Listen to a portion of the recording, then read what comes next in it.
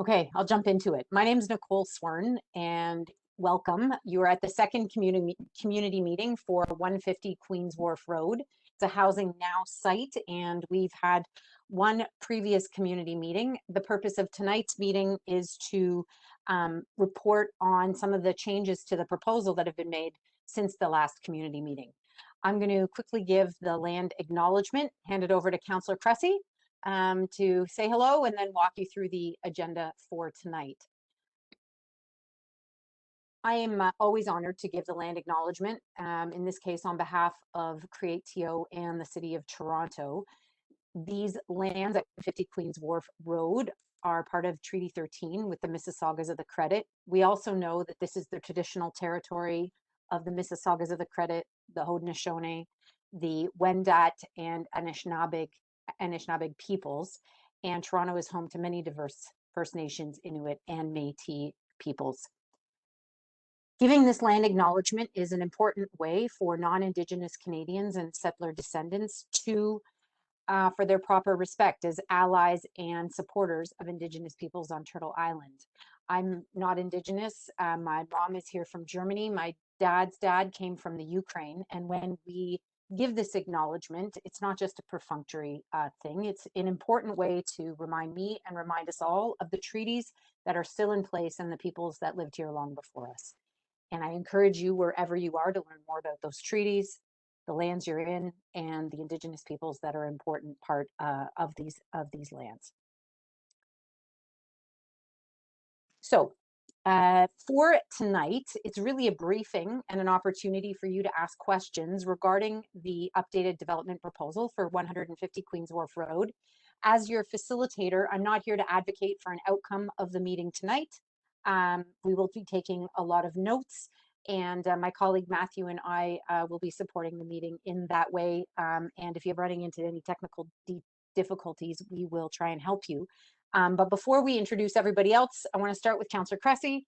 Councillor, over to you, welcoming remarks. Well, thank you, Nicole, and to everybody hosting this meeting and to all of you for joining. Just a couple brief words, because I know everybody's here to see the presentation. At a really high level, our job in downtown Toronto and right across our city is to build neighborhoods, not just build buildings. That's our job. And when you think about City Place, so many of you live in City Place or near City Place. When it was designed, when it was master planned, the principle from the city was, yes, you can add density and housing. We want increased housing options downtown, but you need to provide the social infrastructure to make it livable, and you need the affordable housing to make it equitable. And so that's why in the development of City Place, there was a requirement for the park, for the 2 childcare facilities, for the library, for the schools that have finally opened in the community center.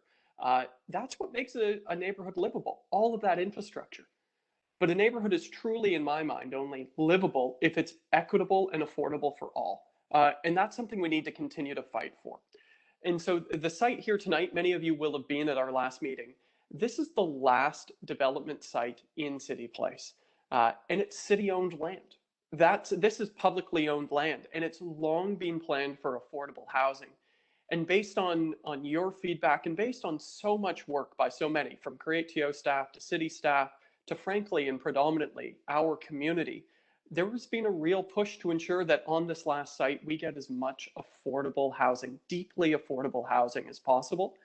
And that's why the changes you're going to see tonight from our last meeting, it increases the number of stories in order to increase the amount of affordable housing. We will now have 141 units of affordable housing in this site. 50% of all units will be affordable at deeply affordable rates. And that's, I have to tell you, since our last meeting, it's proposed to be a 25% increase in the number of affordable housing units. And in this city of ours, we need to keep doing more just like that.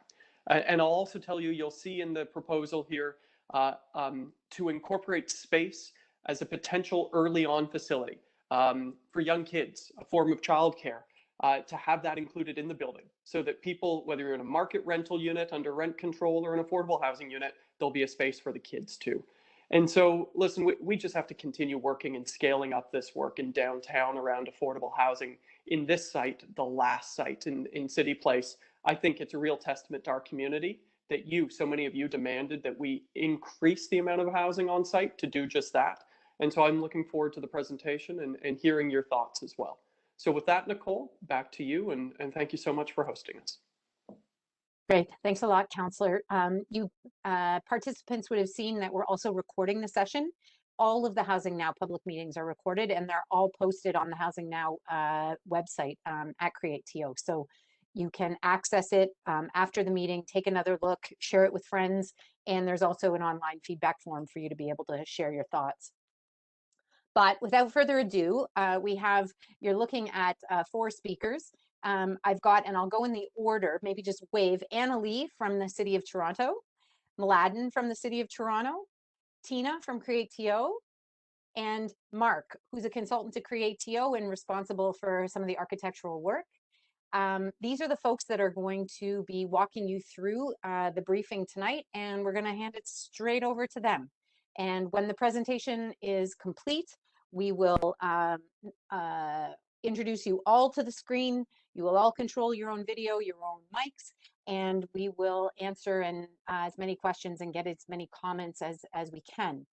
As you watch the presentation, I really encourage you to think about what you like about what you're seeing. And at the same time, if there are any suggested refinements that you would like to see the team consider. And with that, I'll hand it over to you, Annalee. Thank you very much, Nicole.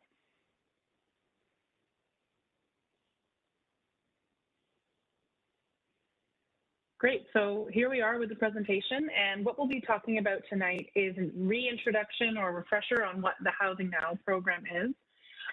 We'll discuss how that will be deployed at 150 Queens Wharf Road. My colleague Mladen will go through the context and the planning framework that enables us to present this development concept to you this evening.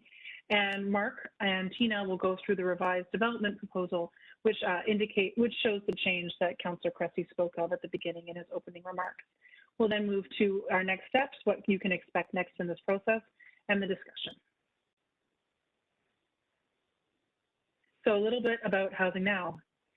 Housing Now is a citywide program with 17 sites across the city, and they vary substantially in size and complexity. We have sites like 150 Queens Wharf Road, which is a single site within a community context, and we have large sites with new public roads and multiple buildings.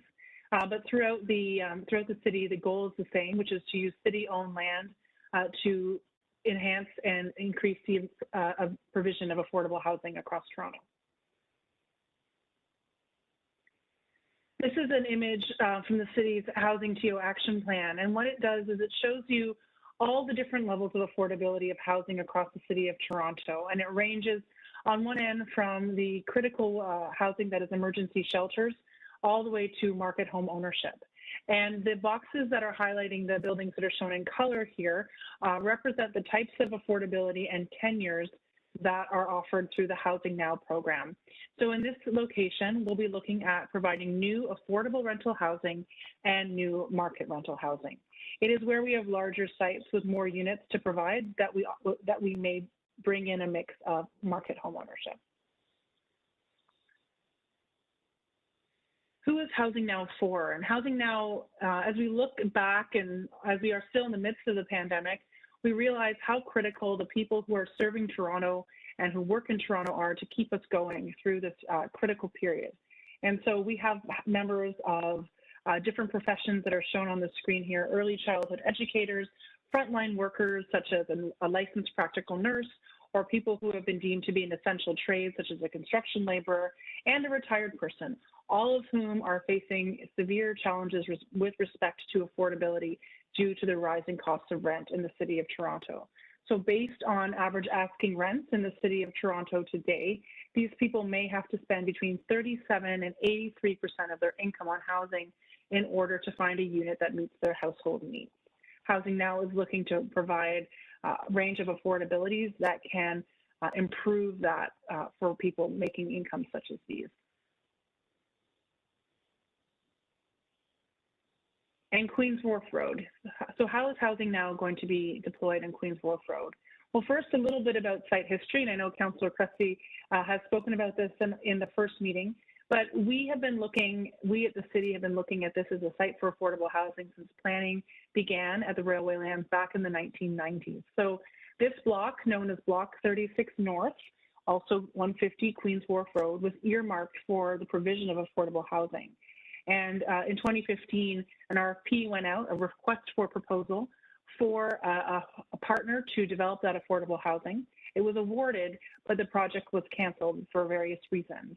And the city took back the land for use for searching for a new developer partner to bring forward new affordable housing on the site.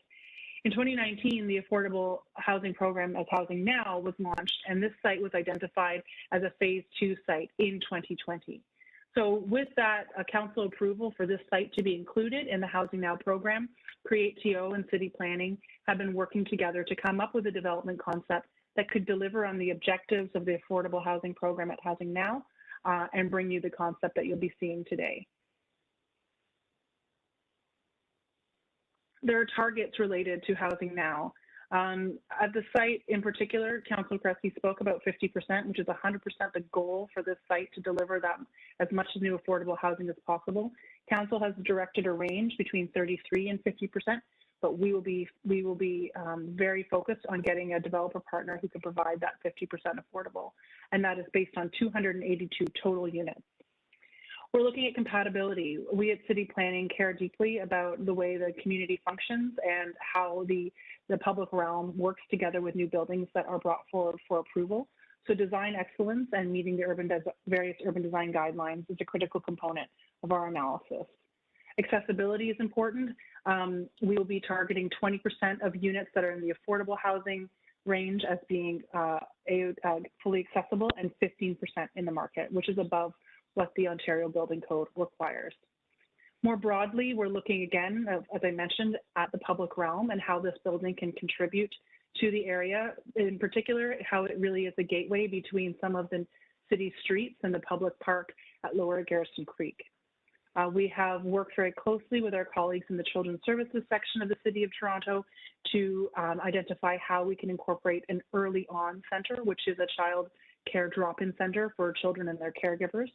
And we are targeting the nonprofit sector to construct and deliver this project. So I think that's very critical and speaks very directly to the objectives of the site. And finally, sustainability is a core objective of the project. In particular, this site, as Mark will speak to, has looked at ways of achieving a net zero approach, but at minimum, we'll be meeting the city's core sustainability targets of the Toronto Green Standard. And the project timeline, so you may be wondering, that's great, we're at a meeting again. We were already at a meeting in March, what's next? So we're going to be hearing from you this evening and continuing the work on the technical reports that will form the city staff report to committee and council regarding this project, and that will result in a proposed zoning bylaw amendment. Following that, CreateTO will look to do the market offering, and what a market offering means is putting this project out through a request for proposals for a nonprofit housing developer. Following that, the standard process of obtaining the building permit and the site plan approval will commence, and you'll see here that construction is targeted to start in 2023 with first occupancy 24 to 36 months later. I'm going to pass it to Mladen now. Thank you, Annalie. So I'm going to begin by talking about the area context. So this is the site over here. It's located on the northwest corner of Queens Wharf Road and Fort York Boulevard. It's got a sort of an irregular shaped lot with around 1,500 square meters and a 36-meter frontage along Queens Wharf Road. To the west of our site, we have a couple of parks. Across Bathurst Street, we have the Fort York National Historic Site. And then immediately west of our site and north, we have the future Lower Garrison Creek Park, as well as the extension of the Linear Park. To the south of our site, we have an existing library, the corner of Fort York Boulevard and Bathurst Street.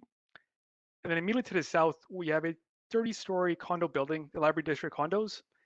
And across the street, from Queens Wharf Road, we have a 43-story residential tower on top of an 8-story podium.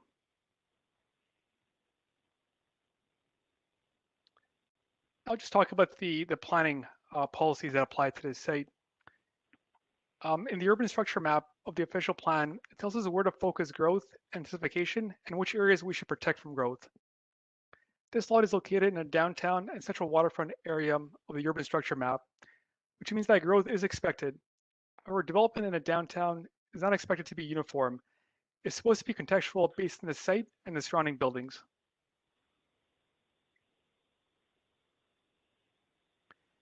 The land use map in the official plan provides general policies on how this growth is expected to look like. Our site is located in a mixed-use area, which permits a broad range of uses and types of buildings, as long as they're compatible. However, the mixed-use area policies don't provide direction on the maximum height or stories, but generally buildings are supposed to fit within the existing context in terms of heights and types of buildings, and are supposed to limit their impact on the surrounding buildings and public spaces.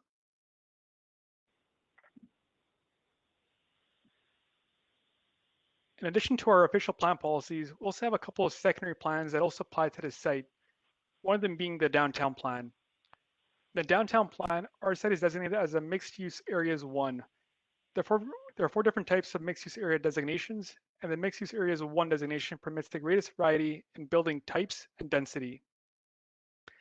Our site is also located within the core circle. The core circle is a collection of parks and open spaces that surround the downtown. The closest one to our site is the future Lower Garrison Creek Park. New buildings within the core circle are required to provide physical and visual access to these parks and open spaces. And also, it's located within the shoreline stitch area of the downtown plan, which is all about improving connections between the downtown and the waterfront through new development.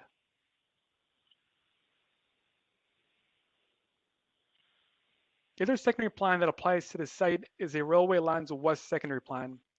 And this plan, our site is located in Block 36. The southern portion of Block 36 is occupied by the Library District condos, and our site is located on the northern portion of Block 36. The important thing to note here is that since the formation of the second plan in the 90s, Block 36, along with a couple other blocks in the vicinity that are city-owned, were always planned to be developed into affordable housing at some point. Aside from the development policies, we also have a couple of guidelines which provide guidance and direction on how to achieve the intent of the official plan policies. Tall building guidelines provide a set of criteria on how tall buildings should be designed to limit their impact on adjacent buildings and the public realm. Most notably, tall buildings should be designed to be thin and slender and should be distanced at least 25 meters from any other adjacent tall building in order to mitigate the impact on the public realm and the surrounding buildings by providing adequate access to sunlight to mitigate any potential privacy and overlook issues.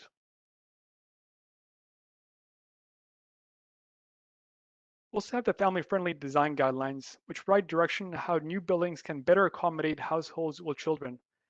Most notably, buildings should have an appropriate mix of 2 and 3 bedroom units at appropriate sizes. The entire site should be designed to make it easier for families to live in vertical communities. For example, making sure that the family-friendly units are close to the family amenity spaces and the corridors are wide enough to accommodate strollers.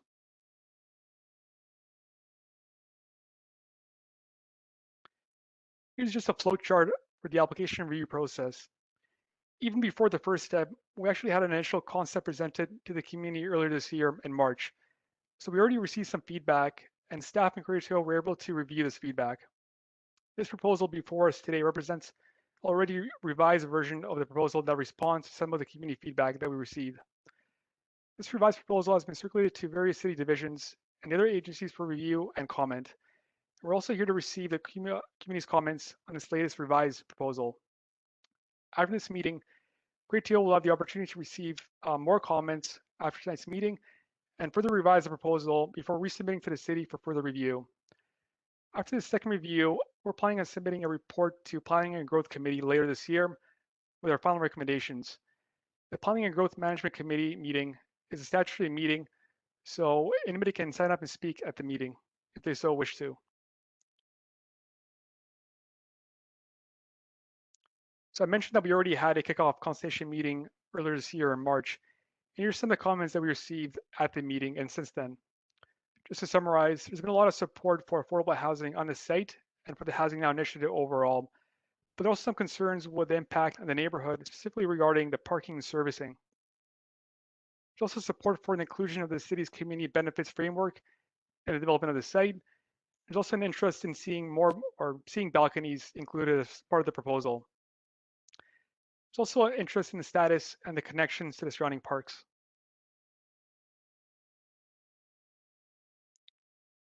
The previous design scheme that was presented in March was based on CreateTO's target number of units, and we were asked to review that particular scheme against planning's relevant policies.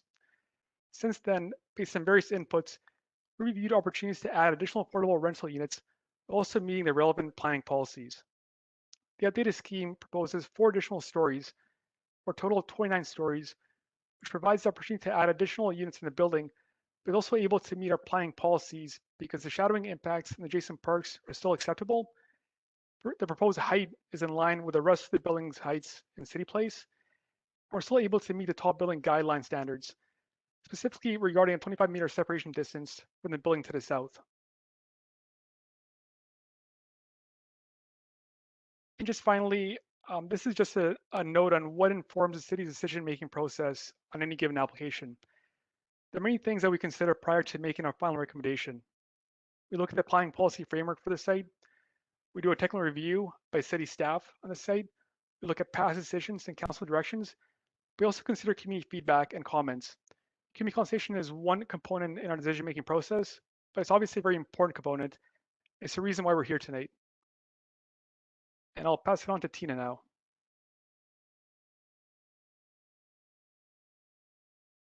Thank you, Mladen. So we'll just take you through some slides that will explain in a little bit more detail the revised development proposal. Here you see the revised site statistics. So we are proposing 282 rental units with a minimum requirement of 33% affordable units. And the market offering, of course, will target 50% affordable units. The suite mix on this site is 5% studios, 49% 1 bedroom, and 36% 2 bedroom and 10% 3 bedrooms. We are providing 535 square meters of community space, as well as 67 vehicular parking spaces and 339 bicycle spaces. So what's changed since the last time you all saw us here? We've increased the green roof areas. We've increased the height to 29 stories from 25 stories. In doing so, while also creating for a more efficient floor plate, we were able to increase the total count of affordable units by 29.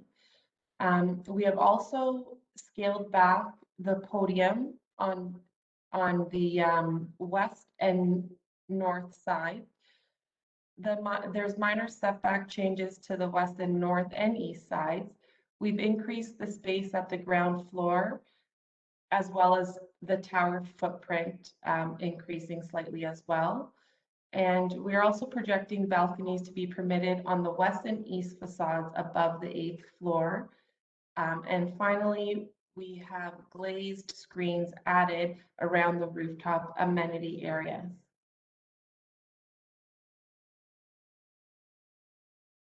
We've also made some changes to our landscape context plan, increasing the bike and stroller parking area for the community space. On the south side, you'll see we've added bollards for safe pedestrian access, as well as additional planting along the west and south sides of the building. We've increased the lighting around the north and the east side of the building, and we've added a continuous glazed barrier windscreen for separation from the community outdoor space.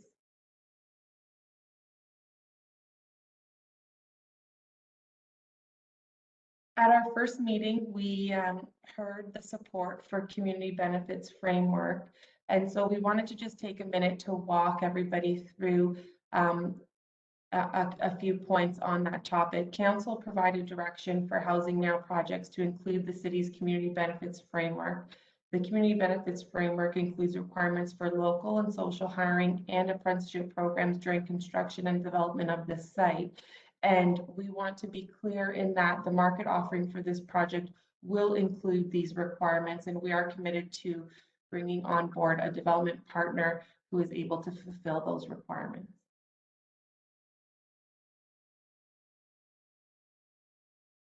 And now I'll pass it on to Mark from DTH, who is CreateTO's architect on this file, to go through in a little bit more detail the development proposal. So this graphic shows the actual as-built heights of adjoining buildings in City Place. So 7 of the towers that are shown in yellow to the east and south of the site are between 35 and 40 stories. The majority, the subject site of ours, shown in red at bottom left, is proposed at 29 stories. So the urban built form steps down towards the scale of Bathurst and Fort York. The majority of the street wall components, shown in pink, are 8 to 10 stories, and so we're proposing an 8-story street wall to be cohesive with this.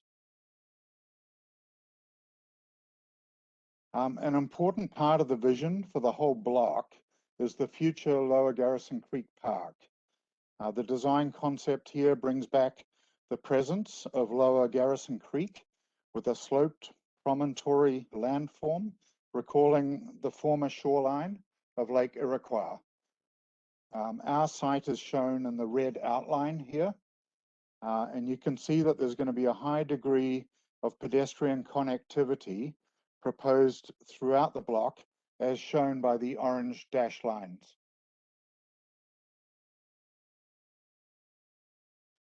Housing Now is aiming at state-of-the-art sustainability, looking to achieve as a minimum the latest Toronto Green Standard, version 3, tier 2, with the option and hope to reach tier 3 or tier 4 if a developer so chooses.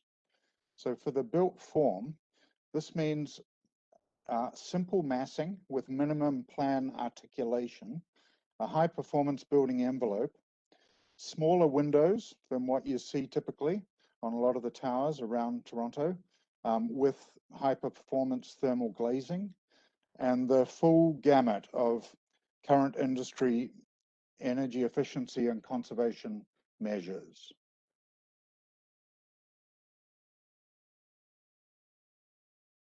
This shows an aerial perspective of the revised development concept viewed from the northwest.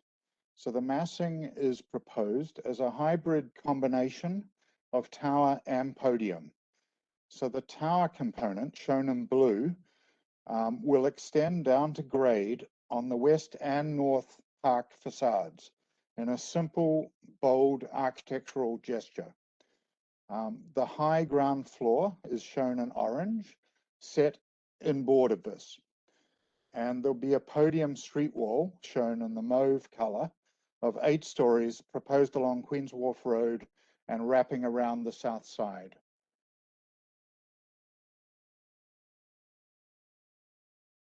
A view from the southwest showing the full 29-story built form. This shows the 25-meter separation distance Maladan was referring to between the proposed tower and the Library District condo 30-story tower to the south. It shows the 8-meter step back where the tower meets the podium on the south side. The indoor amenity space opens out to outdoor amenity space at this point. It also shows a U-shaped rooftop amenity space wrapping around the mechanical penthouse to take advantage of the spectacular views.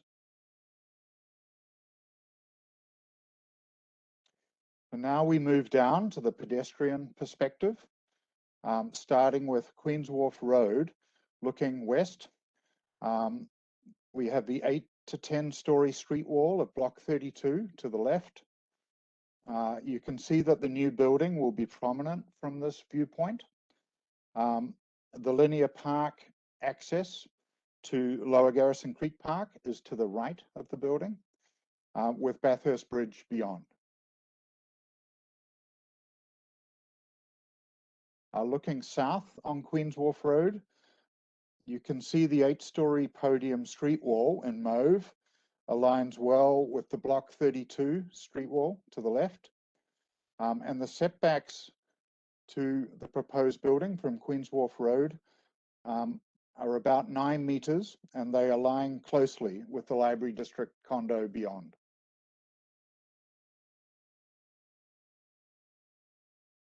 A view from the existing Fort York Library terrace looking northeast.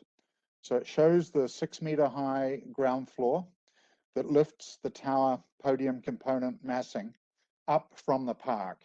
Just gives it a bit more space as you're going past that landform.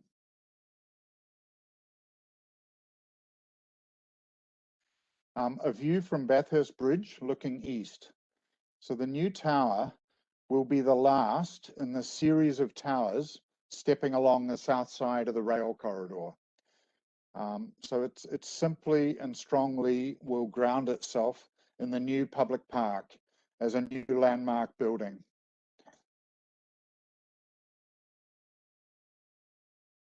This is the important skyline view identified in the official plan from the west gate of Fort York. It confirms that the new massing will not block views to the key downtown skyline buildings that you can see at the extension of the pathway there.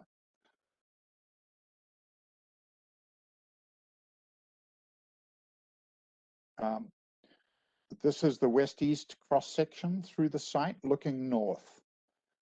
So showing the 29 stories of the building with a 7-meter high mechanical penthouse, 21 stories of tower, 8 of podium, including the 6-meter high ground floor, 2 underground parking levels.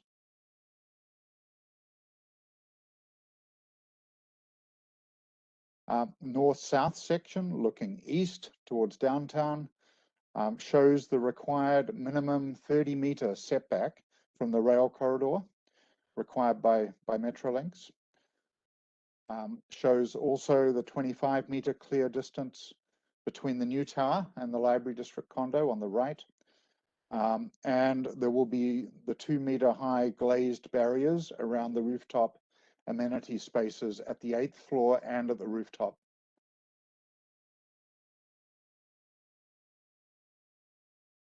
With regards to architectural expression, the highest industry standards of design quality will be required for the building design and the public realm surrounding it. It's important that the architecture should express the state-of-the-art sustainability, and the designers need to find the right balance in a number of factors: exterior detailing, materials, colors, incorporation of windows and balconies, so that the whole design fits and enhances its unique context.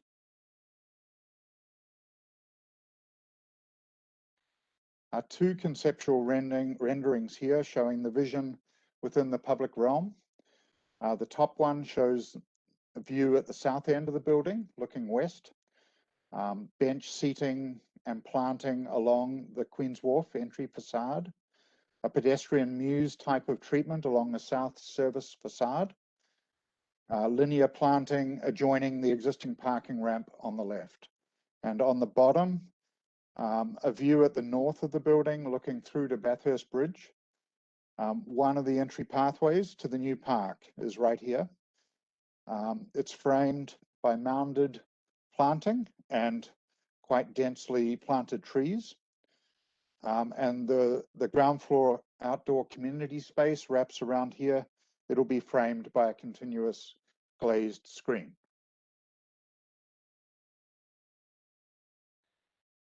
And I finish here with some precedent imagery showing the look and feel that is envisaged here for the landscape components and the public realm.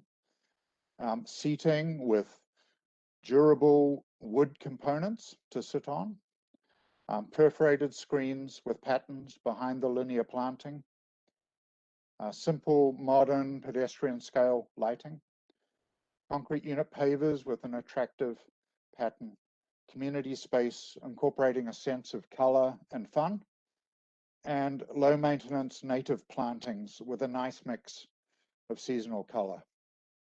So now I'll pass it back to Tina to wrap up. Thank you, Mark. So next steps for the 150 Queens Wharf Road development, we're going to go back and revise our development concept for our second rezoning submission, followed by the staff report with recommended rezoning, which will be at Planning and Housing Committee on October 18th, and followed by City Council on November 9th. And followed by that, we will be preparing and going to market to retain a nonprofit sector developer to execute on this project.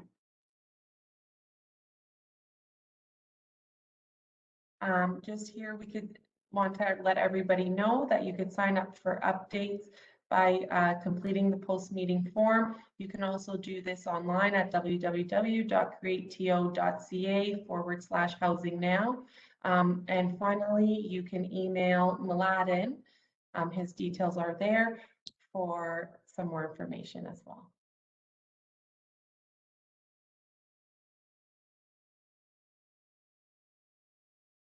Excellent. So we move on to the discussion portion of the evening.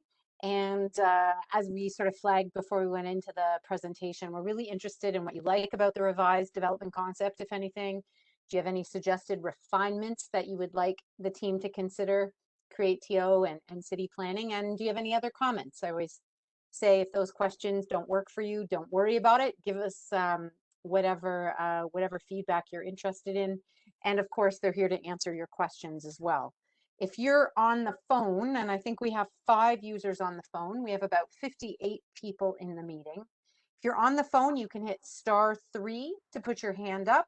And if you are not on the phone, you're joining by computer, you should be able to just raise your hand, and I see a whole bunch coming up. So I'm just gonna go Eric, and then Nikki, and then the call-in user number 17. I just lost a couple while we reorganize.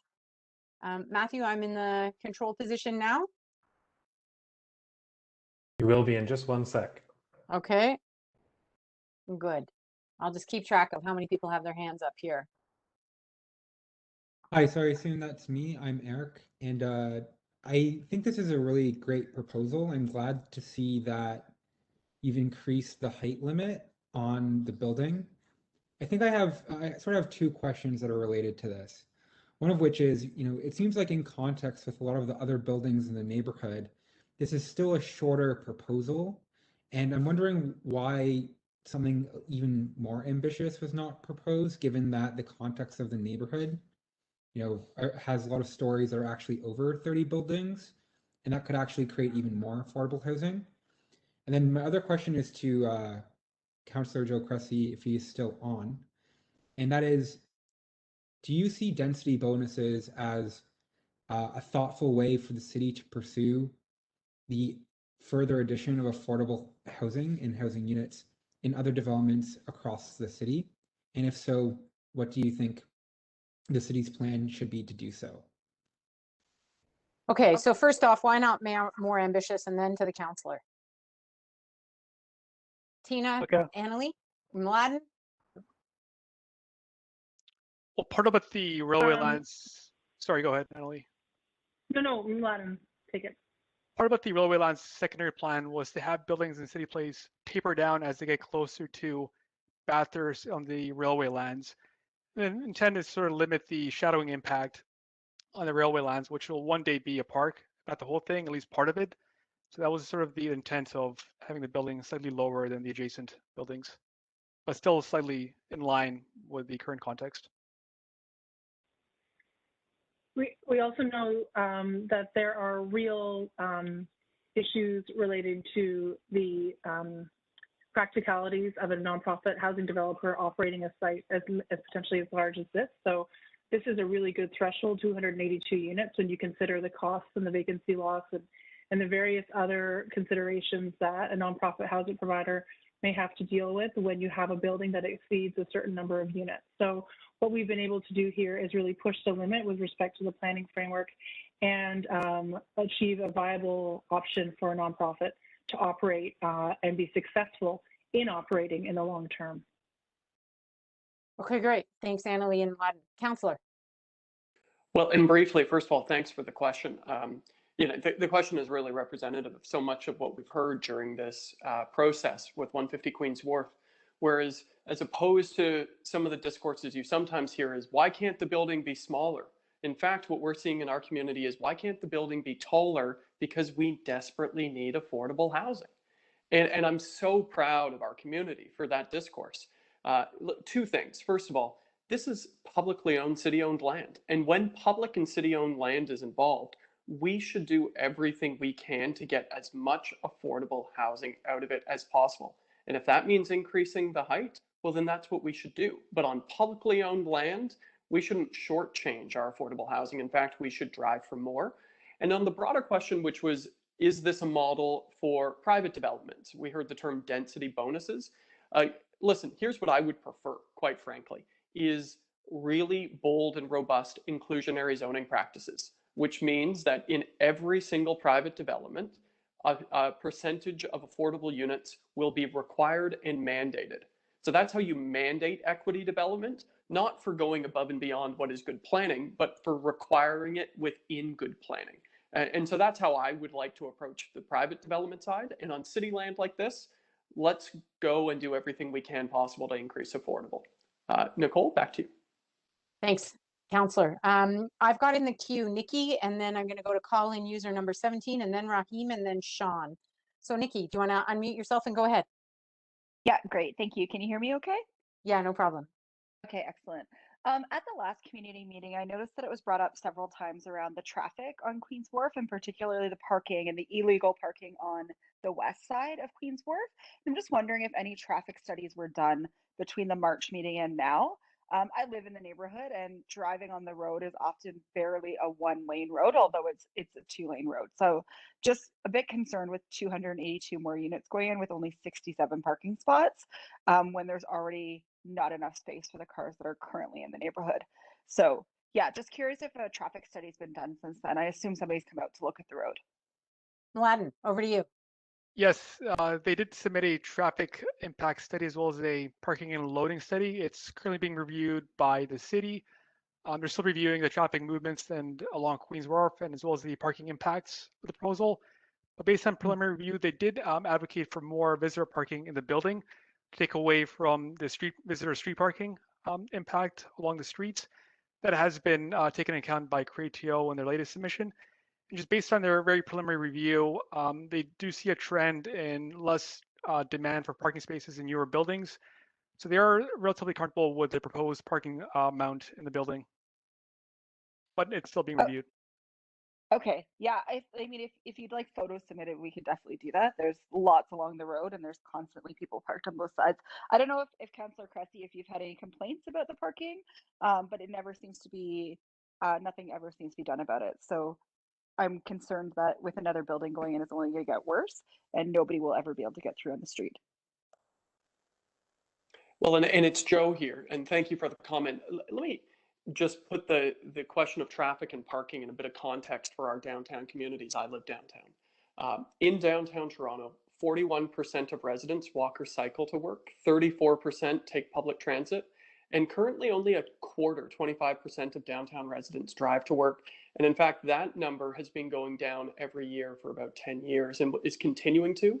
And so what we're experiencing in our City Place community, in many ways, it's not residential cars and people who live there or visit there, which is the source of traffic and congestion. It's people coming in and out of the core to go to work.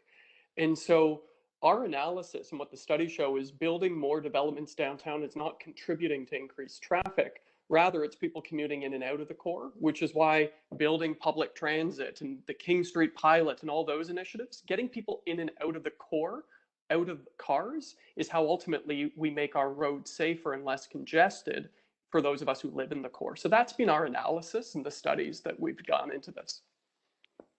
Okay, I'm going to keep going. Thanks a lot, Nikki and Counselor. And call-in user 17, you're the only call-in user, so I'll unmute you and you'll hear that, and then you'll go ahead with your question or your comment. Go ahead. Maybe introduce yourself before you go. Yeah, sure. So my name is Miranda. I'm actually the resident living in the building that right in front of this new building. Okay.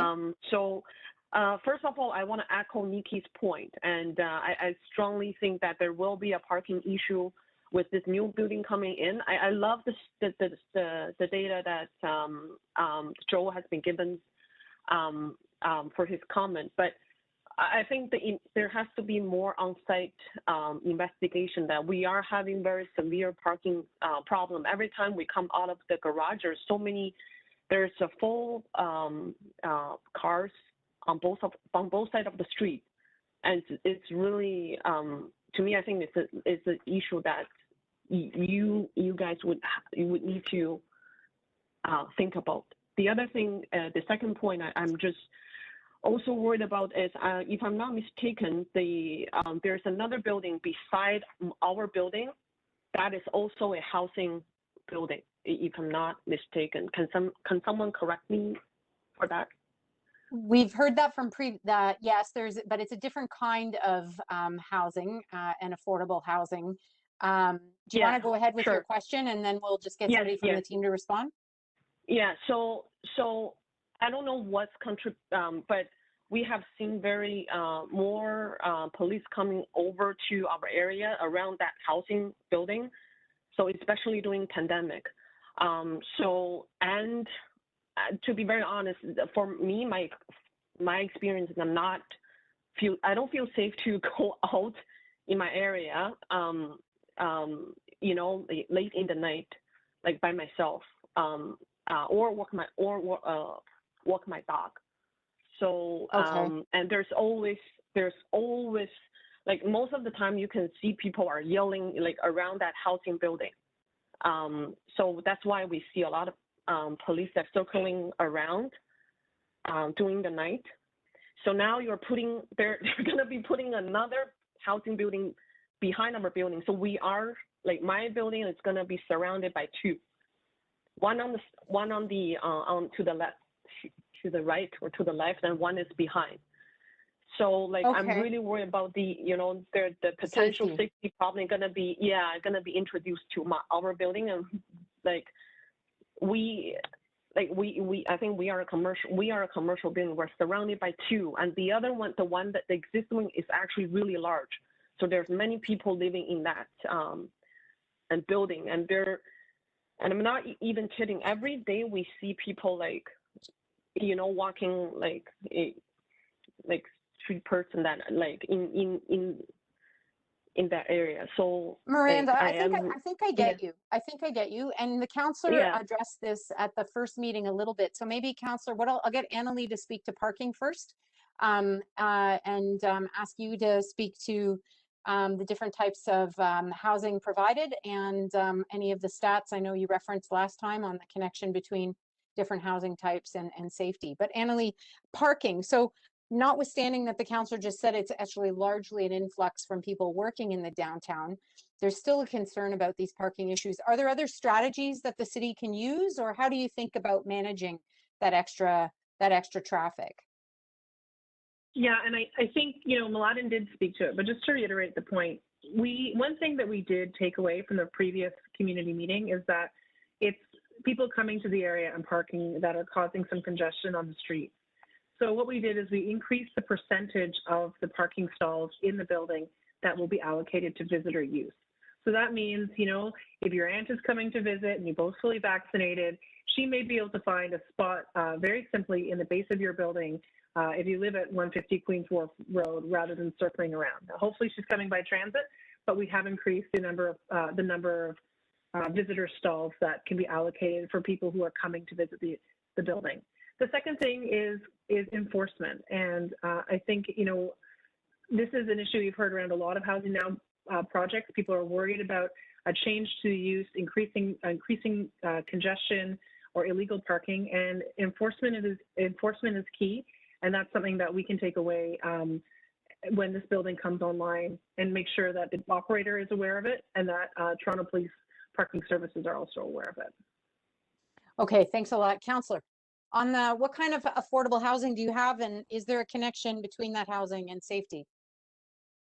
Well, and first of all, thank you for the question and the comment. I think it needs to be said that everybody in our city and everybody in City Place should feel and needs to feel safe and welcome and secure, whether they're in their home or they're out walking their dog, as you mentioned, or taking their kids to school. And I would encourage you after this meeting to contact my office so that we can ensure that we're following up on any specific concerns that you may have, because you need to feel safe. At the broader issue, and we've looked into this quite specifically, is there is no correlation found in our safety statistics to show any connection in City Place between affordable housing and crime. In fact, when we look at the data, there is more of a connection between some of those short-term rental units that are rented out for parties where we've had shootings and other incidents. So we have more of a connection between the short-term rental units where we've had real incidents as opposed to affordable housing. And so it's not to dismiss that we all need to ensure that we're building a safe community. And if you're feeling unsafe, I want you to follow up with my office so we can deal with it. But as a community, affordable housing, I mean, we need to build an affordable place for everybody, for families, for workers, for, you know, I know tons of people in the community living in affordable housing or just trying to take their kids to school in the mornings. And so it's not an issue of safety. In fact, I think we build a stronger city when we have affordable housing for everyone. But if you feel unsafe, please contact my office, because we want to work to address those specific concerns. Thanks. Okay. Yeah, thank you. I just want to add one point. It's great to have those data, and then you confirm there's no correlation between the two. But I just want everyone to think one more time. Is it a smart idea to put two housing buildings very closely to each other, and it's creating a problem to us? And we are surrounded by two. I think we got you, Miranda, and that you want them to speak, to really, really reflect on it. Do you want to think through or just explain, Annalie, different types of affordable housing? No, what I'd like to actually do is point to the fact that this was approved as a block for affordable housing at the same time as the Library District condos was approved for construction. So this is a site that has been allocated as a site for affordable housing since the 1990s. And to Councillor Cressy's point, it creates a diversity of income opportunities so people can live in great communities in the downtown. So, you know, the building concept is new, but the fact that the building was going to be here has always been part of the plan since the first blocks were laid and the streets were set out. I understood that. I understood, but I just want you guys. I know this is great. I know for affordable housing, I know we need to do that. I fully understand, but the two buildings are so close to each other, and then this one building that we are living in is surrounded by two very closely, like just like a few meters away. Like you might be putting our living at risk, the people that already live here. Miranda, I think they've got you loud and clear. I've got 6 more people on my list. The councillor has suggested you contact his office directly, but there's no question the meeting summary we have from today will highlight that there are people that live there that are worried about more than one affordable housing building. Toronto Community Housing has a building. Housing Now is quite a bit different in terms of the level of affordability, and that may be something that one of the future speakers wants to address. But I have Rahim, Sean, Tristan, Robbie, Bilal, and then Housing Now TO. Councillor, you're good? Okay, good. Rahim, go ahead. Thanks, Miranda. And Alicia, I see that you're just there. So Rahim, over to you. Do you want to unmute yourself and go ahead?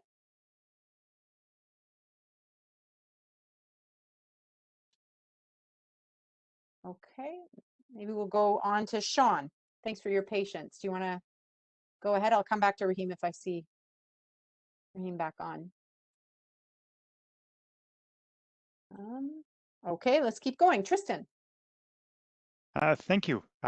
First off, I just want to say I really like where this building's going. To start, I do have some initial reactions to what was presented this evening. I think that the interface between the building and the green space is looking really quite wonderful. Generally, I think the design is headed in a really good direction. And most importantly, I'm very happy with the increase in height being used to achieve more affordable housing on the site. There are a few points I wanted to raise. First, I think, as Eric indicated earlier, it'd be great to see more affordable housing achieved where possible. If that means going higher, I do think that's reasonable. If this is a question of managing X number of units, perhaps the ratio could be changed such that there's more 2 or 3 bedroom, so that more people can be here while keeping the administrative costs controlled. And I'm sort of still noodling through how best to say this, but if 10, 15 years down the road, we're lamenting a long shadow for a building that helped solve our housing crisis in Toronto, I think there's worse historical markers in the city, so that wouldn't be the worst thing. And the last is more for sort of a design note. I do love the idea of this being an energy efficient building, and the windows piece I think is interesting. I just want to be sure that from the ultimate perspective of residents, that those windows still provide the kind of outdoor visibility that's really important. We have way too many of these shoebox condos that are super long, super narrow, where light really doesn't penetrate to the back, and they have those quasi bedrooms. So I just want to be sure that energy efficiency is great. I just want to make sure that children, families do have sunlight and all those kinds of things as well. And that's it for me. Thank you very much. Okay, thank you, Tristan. Lots of comments to work with in there. I see Alicia, I've got you on the list now, but Robbie, Bylaw, then I've got Housing Now TO, which is a group of citizens, not the city, and then Alicia. So Robbie, go ahead. Hello, thanks. Can you hear me okay? No problem. Okay, great. As a resident nearby, and I was part of the meeting last time around, I want to first say that I very much support the affordable housing approach to this building. I appreciate what you're trying to do. As a resident and as someone who was part of the last meeting, I am left very disappointed with what you've presented today in terms of the changes, especially the comments about the safety of the street. You've increased the height and you've talked about studying the traffic, but you haven't finished studying it and you increased the height anyways. And I suppose what I'm trying to say is more units doesn't mean more livable, and forget about who's parking on the street. And Councillor Cressy, you did not mention the very increased influx of delivery vehicles, which is a major problem. It's unsafe to walk on that road. I have a vehicle in the area. I have to go extremely slowly. There's cyclists, there's pedestrians, there's children crossing the road, and there's tons of illegal parking. There's only legal parking on one side of the street, and I guarantee if you visit any day of this week, you'll find illegal parking on both sides at any time of day. And that's the problem that, for example, Nikki was bringing up. And to sort of hit my point home, there seems to be a little bit of a lack of attention to detail in terms of what you presented. For example, 174 York is not 30 stories, it's 29, which is exactly what you proposed. And even the height you proposed for your building is, I think it was actually the exact same height. So it's a little bit, attention to detail might need to be looked at. But overall, as a resident, I do support affordable housing. But again, I think it's been mentioned a couple of times too, where the main focus is on single bedrooms, and that's not families. And even Councillor Cressy again talked about families and being able to live in the area. And we have a lot of single bedroom units already in the area. And I don't think this is addressed appropriately. So there's safety issues, there's livability issues. I'm a fan of the building, but I'm not a fan of the approach of just adding units and not thinking about the impact on whether people are going to be happy living here. Thank you. And the safety is specifically, Robbie, from the traffic perspective and the road. Yeah. It is not safe to drive a car, to walk in the area, to cycle in the area. There are families who live in the area. I guarantee you, any day of the week, you come here, you will find illegal parking, and cars are ticketed or not. We have residents of the area who actively park in front of fire hydrants, and they have wheelchair stickers, and they don't get ticketed. I've spoken to parking authority myself, and they say these people just come here. We can only do so much.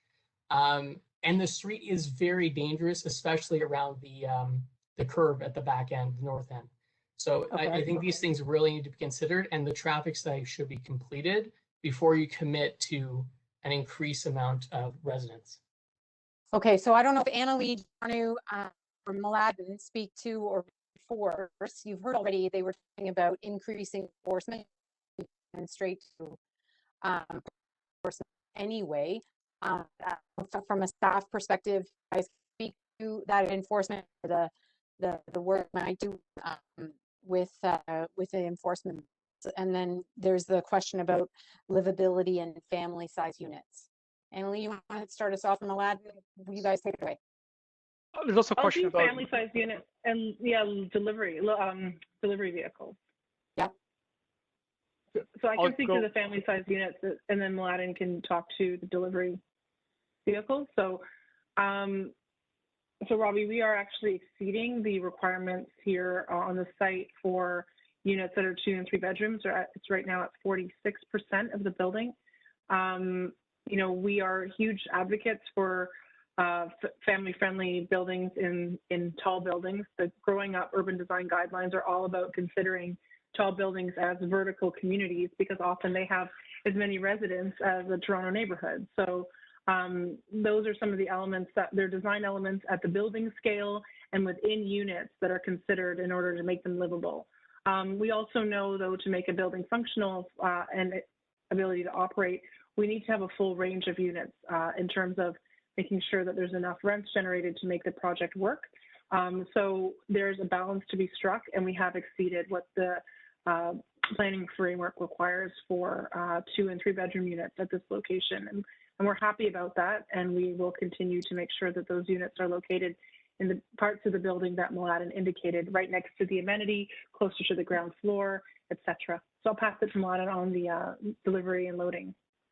Yeah, in terms of delivery, they are proposing to have a loading dock on their site on the north side, so you wouldn't have delivery trucks on the street, which is good, but it would require another curb cut along Queens Wharf Road, which is something our traffic engineers highlighted as a potential issue because it will require more traffic over the curb. So they have that on their radar. They're looking at solutions to try to minimize the impact along the curb, try to reduce the amount of vehicle curb cuts and vehicle traffic over Queens Wharf Road.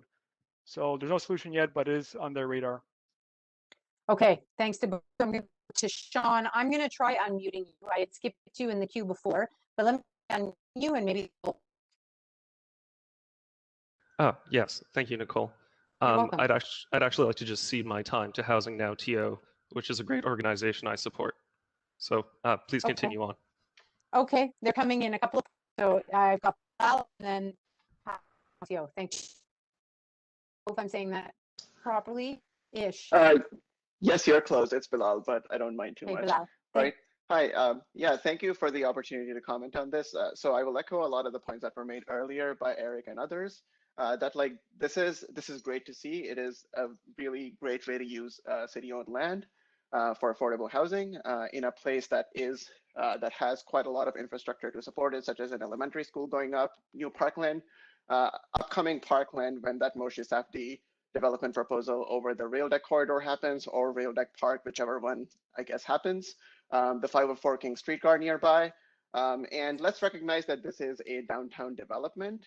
And any new family, especially low and middle income family that gets housed in or near the downtown core as opposed to far away in the suburbs, that comes with it a reduction in our per capita carbon emissions, in the number of car trips, and in all around the social impact of that family being here. Just living in a city is a lot more efficient all around, and City Place is a great place to support more and more families. I don't speak without experience. A full decade ago, in 2011, I moved to Canada with my family, and we were on public housing waitlist for 2 years in Kitchener-Waterloo. It is very easy for people who have lives that are, going pretty well to comment about things like, oh, I cannot drive my car on the street, when a car is quite a luxury, especially for low and middle income families getting around, and who would be by far the number of people in this wait list. So we need to think about them as well. They're also members of our community. Toronto is a city. It's not a pay to admission playground for the wealthy like Disneyland would be. So all in all, everything considered, I would like to see the city apply this kind of a lens to this project as well as everywhere else, and just try to maximize, while also understanding community concerns whenever they do arise, just try to maximize the value for the city and for the city's residents when considering affordable housing. Thank you. Wow. Housing Now TO, you're up. Can you hear me? Yes, no problem. Hi, it's Mark Richardson. I'm technical lead with HousingNowTO.com. As Nicole mentioned, we are all volunteer. We're not affiliated with the city or CreateTO or anybody. We're really supportive of what has happened on this site over the last couple of years, particularly when we go back to the failed plan from 2016 on this site that was like 9 stories and 80 units, I think was the old plan. Seeing these new iterations is really encouraging. We want to thank the staff for their work on it. We also want to thank Councillor Cressy for finding the time to work on this while also being chair of the Board of Health during a COVID crisis. The 2 specific questions that we have, and it's a question that we've asked, I think, on most of the Housing Now site meetings we've been on, is in your default presentation deck, can you please include a sample floor plate for the tower to show, how many units of which sizes are on each floor, how big the hallways are, because we have a lot of people who are, I'm not sure if they're on the phone with us tonight, but we've been working with Rick Hansen Foundation on some of the accessibility stuff, and being able to easily find floor plate and unit dimension information, even at this early phase, makes it much easier for us to give valuable feedback to the process. So the extra floors, the extra height and density, I think the floor plate's a little bit bigger on each floor than it was last time. I don't know what we increased to, but it'd be good to know that. And I guess the question for somebody from CreateTO is specifically, how are you going to score or word the RFP to target this at a not-for-profit operator for 99 years versus some of the other sites that have been a mix of for-profit, not-for-profit, condo, rental, affordable rental. We just don't really understand how the mechanism is there. It's going to be hard for any not-for-profit building to take on 20-something stories, a 99-year commitment to a building. I can't think of many, like co-ops, for example, that would be able to take on that kind of a, hundreds of millions of dollars of a construction loan. All right, thanks, Mark. Tina, I think that's really for you, and sort of the proposition that CreateTO is putting out to the market as the city's real estate agent. Do you want to just real estate, not agent, body, I guess, management body. Can you explain how you guys are thinking about making good use of this super valuable public land and how that would work with the nonprofit contract? Yeah, so Nicole, because this site will be going to a nonprofit developer, the Housing Secretariat will actually be taking it out to market. And so I think Valessa would be an excellent person to jump in here and answer that question with a little more specificity than I can. Okay, Valessa, you want to introduce yourself too? Sure, thanks, Nicole. Hi, Mark. Hi, everyone. I'm Valessa Faria, Director of the Housing Secretariat at the city. In terms of the site, it'll be offered only to the nonprofit sector. So out of the 17 sites that are under the Housing Now program, a number of the sites will be offered strictly to the nonprofit sector. And that's really council direction to us to help build capacity within the sector. This site, like the others, will be the way we'll have the RFP worded will make it eligible for various federal funding programs. So for instance, the National Housing Strategies co-investment and the co-investment program, which is a grant program and low-cost financing. And we'll really do a market sounding with the nonprofit sector. We have done in the past and will continue to do so to ensure that we're successful through the RFP process. So that's at a very high level how this site will be introduced on the market. And to your question is to how the nonprofit would be, nonprofit partners will be, I guess, competing with the private sector. They will not. This site will be offered strictly to the nonprofit sector. Okay, thanks, Valessa. And do you want to, either Tina or Annalie, do you want to talk about the floor plate and the change in size of the floor plate that Mark was saying would be interesting to hear? Do you have that off the top of your head? Ish? Tina, go ahead. Yeah, sure. So I do. The tower floor plate has been increased to 750 meters squared.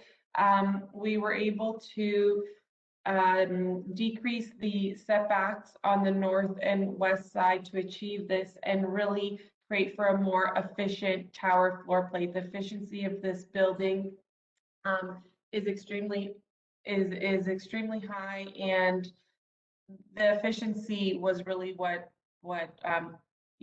enabled us to increase the tower floor plate the way we did, which resulted in more units. Okay.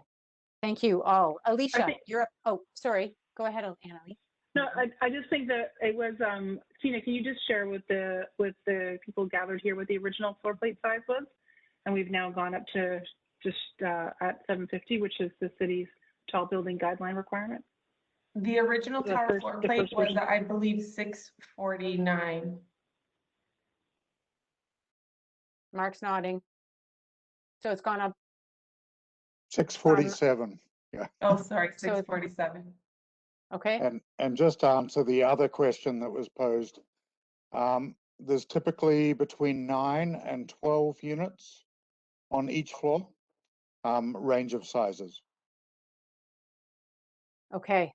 So Mark, thanks for the heads up on the level of detail that would be helpful for you and the groups you work with, or the people you work with. Alicia, thanks for your patience. I'll unmute you now. And go ahead. Hi, can you hear me? No problem. Can you hear me? Okay, awesome.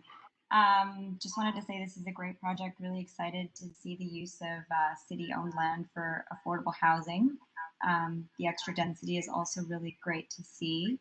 Just had a question on the Early Childhood Center.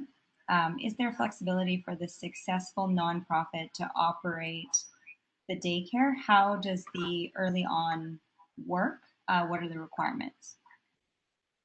Okay. Valessa, is that in your bailiwick, or Councillor or Tina? Go ahead. I could start with this one, Nicole. Thank you. So we're proposing an early on center in the ground floor level of this building. The early on is actually operated by the province, and it is not a daycare. It's a facility where families with infants to children 6 years old can come and partake in various programs and community benefits that they offer. It's not a drop-off center, so participants in this program aren't dropping off their kids, but they're actually going there with their children and partaking in classes and this kind of thing. So it is not operated by the nonprofit. It's a program that's funded by the province and operated by them. So that help, Alicia? Yes, that's helpful. Thank you. Okay. And just one thing, it's Joe, just to note. So the early on programs, and listen, I have a 20-month-old, but through COVID, I haven't had many access to them. These are the programs you see. There are hundreds of them in the city, which are where parents or caregivers bring their kids, infants to age 6, with them. So song circles and other activities.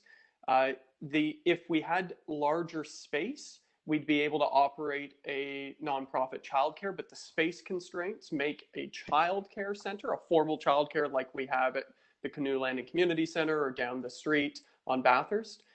There's not enough space for a licensed childcare, but there is enough space for an early on. And while they are provincially funded, they're mainly operated by nonprofit organizations. And so we would go out to find a partner to operate this early on. There are hundreds of them across the city. Okay, awesome. Thank you. Okay, so just looking at my notes, I'm going to do a little quick synthesis of what we've heard so far. We have 57 participants, and I don't have any more hands up. So let me just flag on what we've covered. And on a beautiful summer night, I'm never one to stop people from ending a meeting early, but let me flag where we're at so far. As you know, if you've participated in other meetings like this, our team will be drafting a summary of the feedback received. We will share it with all the participants, and you can make sure that we've got that summary accurate, reflecting accurately what the discussion is. And we often have back and forth with participants to make sure that we get that right. We become collectively responsible for the accuracy of the record. So on the tough front, traffic, parking, safety are some issues that have been raised, revisiting the investigation into the traffic and also the safety of the road, as well as concerns that Miranda was raising about the 2 affordable housing buildings in close proximity. There were disappointment also, Robbie was talking about disappointment with livability and the family units. On the good side, also had participants talking about great that they were very happy to see the increase in the affordable units, very happy with the energy efficiency, with the windows, just a little flag, making sure that it's still very livable for people in the units. But several people who thought that the revisions made a lot of sense, and people that were very supportive of them. I'm happy to just do a final review on this participant list. If there's anybody who hasn't had a chance that wants to ask anything, or if any councillor or CreateTO or city staff want to add anything. But at this rate, we don't have anybody else that's asking or wants to comment.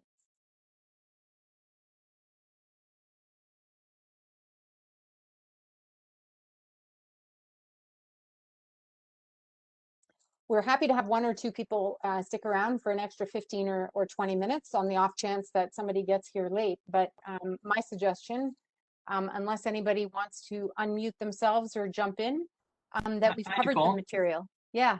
Well, it's Robbie again. I actually had a quick question following up on something from the last meeting about the park. Okay. The park space, is there any update on when that would be developed in tandem with the building? Good. So and I can speak to that. And so we actually have good news on it. This is the Lower Garrison Creek Park. This is the space immediately west of it.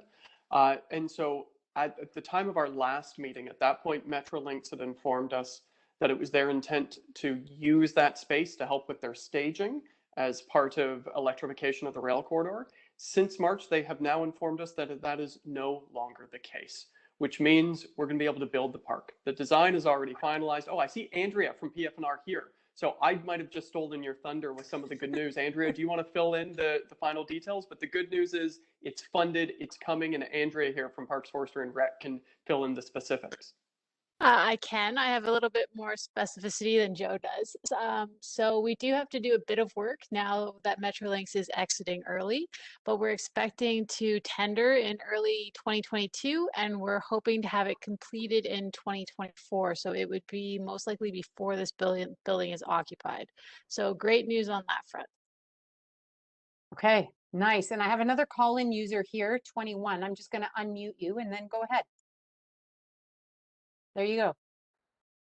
Hi, this is Natasha. Can someone explain the difference between the affordable housing that's on Dan Leakey and the one that's being proposed? Is there a difference in terms of administrative, how many units, et cetera? And also, has the city looked at the Center for not only early childhood programs, but offering for high school students or elementary to bring to the point of livability, because there's a lot of children in a high school and in elementary school, because we do have an elementary school in the area that also need programs that are by the city as well. Okay, thanks, Natasha. Valessa, do you want to jump in on the different types of housing? Thanks, Nicole. Yeah. So Natasha, the housing at 150 Dan Leckie, it's operated, as you mentioned, by Toronto Community Housing. It's a mix of social housing, which is rent-geared to housing. There are also some affordable units within that building. So affordable up to 80% average market rent. The housing that we're building at this location will be a mix of affordable rental units as well as market rental units. So as you may have seen while you're on the phone, but on the slides, our team showed out of the 282 units, approximately 141 will be affordable to 100% average market rent, and 50% will be market rent, which is 100% and above. Okay. And just on the second part of your question around programming for secondary school students, I believe the question was. Of course, as residents know, we now have the 2 elementary schools that have opened in City Place. In the community facilities we have in the immediate neighborhood are of course the Waterfront Neighborhood Center, which offers extensive team-based programming, but also, and finally soon to be fully accessible, the new City Place Canoe Landing Community Center, which is planned to roll out extensive programming for both kids all the way through to teenage years, including the rooftop basketball court, which is finally about to open. And of course, so those programs, they're just waiting for COVID protocols to be able to be fully accessible. And I can tell you with phase 3 coming, actually just this Friday, there's going to be news to share soon from Parks, Forestry and Recreation on programs for teens as well that'll be run right out of City Place in the new community center. Okay, thanks, Natasha and Valessa and Councillor. Anybody else want to jump in? Otherwise, my suggestion is that maybe we'll stay on with one representative from maybe the city and one from CreateTO, or 2. And for other folks, I think we're wrapping up the meeting for now. We'll stay on probably 8 more minutes till around 8:30, and just in case anybody jumps on. But other than that, I want to thank you for coming, and maybe I don't know if Tina or Annalie or Mladen or Valessa want to say thanks for the people who are here already. And so we'll sort of be formally wrapping up, but we'll hang on the line just in case anybody else joins in the next 10 minutes or so. I'd like to ask a question, please. Okay, sure, Allison, no problem. I didn't see your hand up, but you're unmuting yourself is perfect. Sorry, I couldn't figure out where that was. No problem. So, having lived in Toronto community housing and co-op housing and not-for-profit housing for most of my life, one of the things, and also having a background in architecture, I'd like to really encourage that the designers of this building, and I know we haven't seen the floor plate, that we see now so many units in Toronto become ticky-tacky boxes where you can barely turn around. And my concern here is that with affordable housing, there's a pressure to make the units smaller and smaller. I don't think that those are appropriate living spaces. And I know I'm probably up against it in terms of the cost of building the units versus the size of the unit. But I'd really like to encourage the designers here to think again about how you can maximize space and give people breathing space within their units.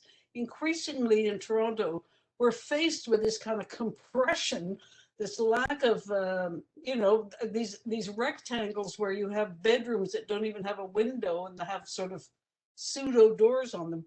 And not to go that route, to really look at what the possibilities are, especially with this kind of building. This building is going to be beside big major roads, train traffic. It's not an ideal location for anybody to live. So I'd like you to consider in your design being very innovative in terms of space for families, space for you families that are going to increase and decrease in size.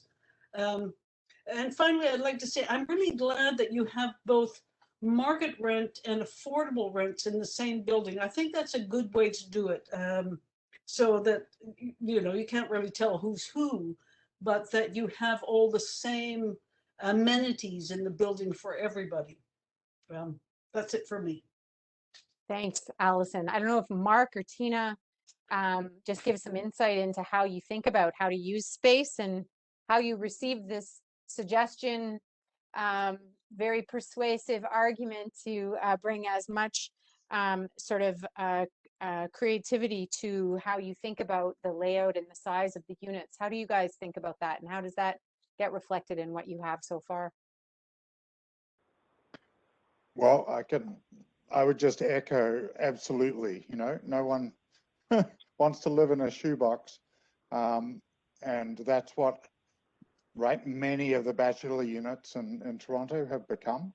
I would say that the city has required us to comply with the growing up guidelines, which are specifically aimed at family units and minimum sizes for 2 and 3 bedroom units. So, there's quite a generous complement of those size units. Obviously, there's a mix of sizes, but also the accessibility guideline requirements mean that I think we probably have average units that are bigger than a lot of the typical condos around Toronto. But yes, it does need creativity. So fingers crossed. I mean, we'll be putting in words into the design brief around how the future designers will have to achieve that. So thanks for the comment. I'd like to add here, in terms of space and design, to bear in mind that as Canadians, we need clothing for all, 13 kinds of weather each year, and storage always becomes a major issue. The smaller the unit, the more compressed you are with storage. To bear in mind that people need linen closets and places where they can keep their suitcases and their winter clothes and their summer clothes, etc. Got it. True. Yep. Got it. Thank you, Allison. Anybody else want to jump in who may or may not have their hand up? Okay. Go ahead. May I go ahead? Can you hear me? Yeah, no problem. Okay, great. I'm a resident of City Place, live in a small unit here. I just want to say that some of the comments on the call here are very sort of luxury oriented. We live in a housing crisis. We've been underbuilding in the city, 100,000, 200,000 units less than what we should have been every year. So when it comes to things like space, design, parking, I don't really care at this point. Once we have the housing crisis solved, then we can turn our attention to some of the luxury things like building bigger units and stuff like that. But as of right now, we have way too many intergenerational homes. We have families of 3, 4 people living in 600 to 1,000 square foot condos, which is not great, which is clearly not big enough. A lot of deaths probably from COVID-19 happened as a result of too many people living too small spaces. So until we have enough housing for everybody, I'm not really a fan of being too picky on things like parking, storage, space, design, all these things. Let's solve the housing crisis first, and then we can worry about luxuries. Thank you. Well, this is one of the lovely things about public meetings. And the whole burden of governing is to try and find common ground among multiple points of view. And it's a good public meeting when those multiple points of view emerge. So what for one person is critical, maybe somebody else finds something else critical.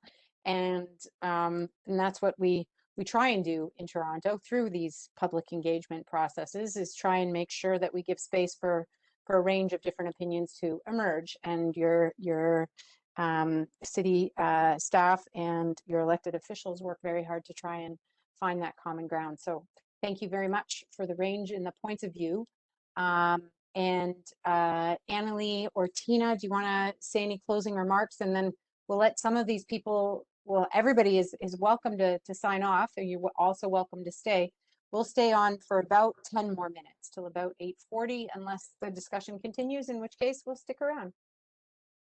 Thanks, Nicole. On behalf of CreateTO, I just want to thank everyone for taking the time to be here with us tonight.